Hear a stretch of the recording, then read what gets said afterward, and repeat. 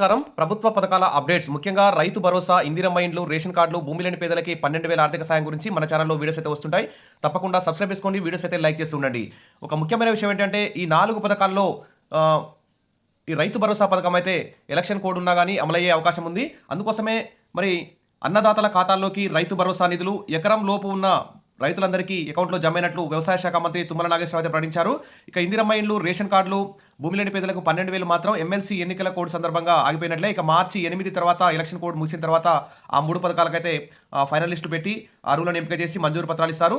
ఇక ప్రస్తుతం అయితే రైతులందరి ఖాతాలో రైతు భరోసా అయితే పడుతుంది. ప్రస్తుతం అయితే ఎకరం లోపు అయితే నిన్న పడ్డాయి. ఇక ఎకరన్నర, 2 ఎకరాలు, 2 ఎకరాల లోపు వరకు అయితే త్వరలో పడే అవకాశం ఉందని చెప్పేసి అధికారులు అయితే చెప్తున్నారు. దాదాపు 17.3 లక్షల రైతుల ఖాతాల్లో నగదైతే జమ చేస్తామని చెప్పారు. రైతులకు ఇచ్చిన మాట ప్రకారం రేవంత్ ప్రభుత్వం రైతు భరోసా నిధులను నిర్ణీత కాల వ్యవధిలో చెల్లించేందుకు రెడీగా ఉందని స్పష్టం చేశారు.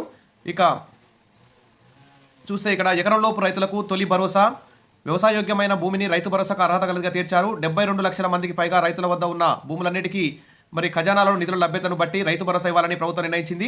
ఖజానాలో ఉన్న నిధులను బట్టి విడతల వారీగా 1 ఎకరం, 2 ఎకరాలు, 3 ఎకరాల ప్రాతిపదికన రైతులకు పెట్టుబడి సాయం అందించాలని ప్రభుత్వం అయితే నిర్ణయించింది. బుధవారం ఎకరం వరకు ఉన్న భూమికి రైతు భరోసా నిధులు ఇవ్వగా ఎకరం పైబడి 2 ఎకరాల వరకు గల రైతులకు త్వరలోనే ప్రభుత్వం ఈ పథకం కింద నిధులను మంజూరు చేస్తుందని చెప్తున్నారు. ఇక వ్యవసాయ యోగ్యం కాని భూములు 2.50 లక్షల ఎకరాలుగా తేల్చారు. ఇక రైతులకు ఇచ్చిన మాట నిలబెట్టుకుంటామంటూ ఇక్కడ మంత్రి అయితే ప్రకటిస్తున్నారు. ఇక మీ అకౌంట్లో ఎకరం లోపు ఉన్న వారికి బుధవారం అయితే అమౌంట్ పడింది, చెక్ చేసుకోండి. ఇక ఎకరం పైకి ఉన్న వారికి త్వరలోనే 2-3 ఎకరాల రైతులకు కూడా నిధులు అయితే జమ చేస్తామని చెప్తుంది. కానీ ఎప్పుడు జమ చేస్తారని చెప్పేసి ఒక క్లారిటీగా అయితే చెప్పట్లేదు. కాకపోతే ఈ వారం 10 రోజుల్లో అయితే 3 ఎకరాల వరకు రైతులకు రైతు భరోసా డబ్బులు పడే అవకాశం ఉంది. ఇక బీఆర్ఎస్ ప్రభుత్వం నుంచి హరీష్ రావు అయితే ఎగ్గొట్టిన రైతు భరోసా ఎప్పుడు ఇస్తారు, మరి రైతులందరికీ ఎకరాకు 7,500 రైతు భరోసా అని దాన్ని ఎకరాకు 6,000 కుదించారన్నారు. ఇప్పుడు ఎకరంలోపు ఉన్న రైతులకు మాత్రమే రైతు భరోసా డబ్బులు ఇచ్చి మరి విధిల్చి మాట మీద నిలబడ్డట్టు ప్రచారం చేసుకుంటుందని ధ్వజమెత్తారు. రాష్ట్రంలో 68 లక్షల మంది రైతులుంటే మరి 21,45,330 మంది రైతులకు రైతు భరోసా వేసినట్టు చెప్పుకుంటుందని, మిగతా 47 లక్షల మంది రైతుల పరిస్థితి ఏంటని ప్రశ్నించారు. 2023 వానాకాలానికి సంబంధించి బీఆర్ఎస్ ప్రభుత్వం ఎకరంలోపు ఉన్న రైతుల సంఖ్య 22,55,181గా గుర్తించి రైతు బంధు అందిస్తే ప్రస్తుతం 21,45,330 మందిగానే గుర్తించిందని వాపోయారు. ఇంకా 1,09,000 మంది ఎక్కడ పోయారని చెప్పేసి హరీష్ రావు అయితే దుమ్మెత్తిపోశారు. దీనిపై ముఖ్యమంత్రి రేవంత్ రెడ్డి, వ్యవసాయ మంత్రి తుమ్మల సమాధానం చెప్పాలని నిలదీశారు.